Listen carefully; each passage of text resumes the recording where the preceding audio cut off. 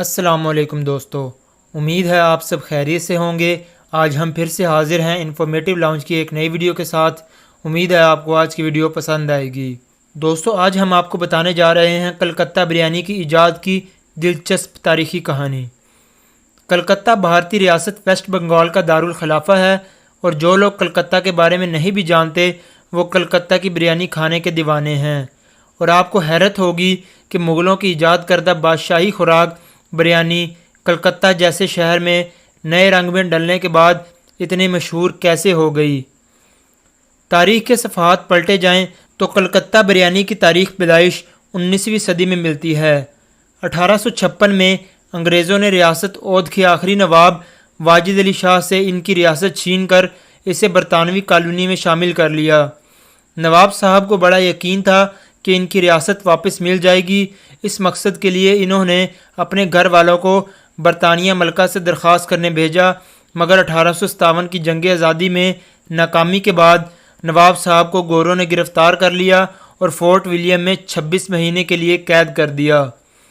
قید سے رہائی پر نواب صاحب کو اجازت دی گئی کہ وہ اپنے رہنے کے لیے ہندوستان کا کوئی بھی علاقہ منتخب کر لیں، جس پر واجد علی شاہ نے کلکتہ کے قریب ایک جگہ منتخب کی اور اپنے پرانے محل کی طرز پر اپنا نیا گھر تعمیر کروایا، جس میں کبوتر بازی، پتنگ بازی کے لیے علیحدہ چھتیں، چڑیا گھر، باغ وغیرہ اور ایک بڑا شاہی باورچی خانہ بنوایا گیا۔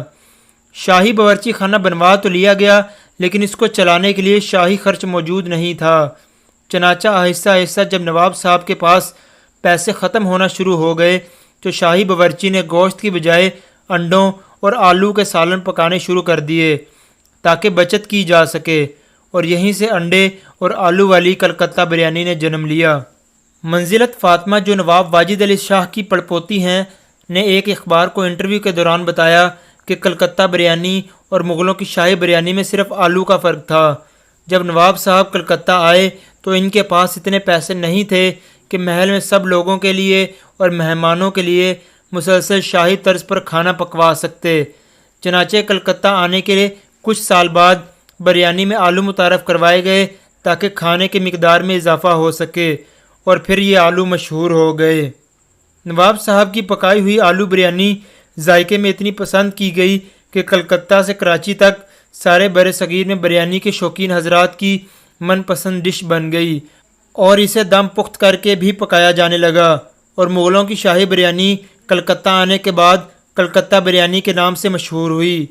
اگر آپ کو کبھی کلکتہ جانے کا اتفاق ہو تو ارسلان بریانی، اودھ بریانی، امینیا اور علی بابا ریسٹورنٹس کی بریانی ضرور کھائیے گا تاکہ آپ کو نواب صاحب کی پکائی ہوئی بریانی کا صحیح مزہ آ سکے۔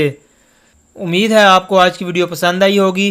ویڈیو کو لائک، کمنٹ اور شیئر کرنا مت بھولیے گا، اور اگر آپ نے ابھی تک ہمارا چینل سبسکرائب نہیں کیا تو سبسکرائب کریں اور بیل آئیکن پر ضرور کلک کریں تاکہ آپ کو ہماری ہر نئے آنے والی ویڈیو کا نوٹیفیکیشن مل سکے۔ اپنا بہت خیال رکھیے گا۔ بہت جلد حاضر ہوں گے ایک نئی ویڈیو کے ساتھ۔ اللہ حافظ۔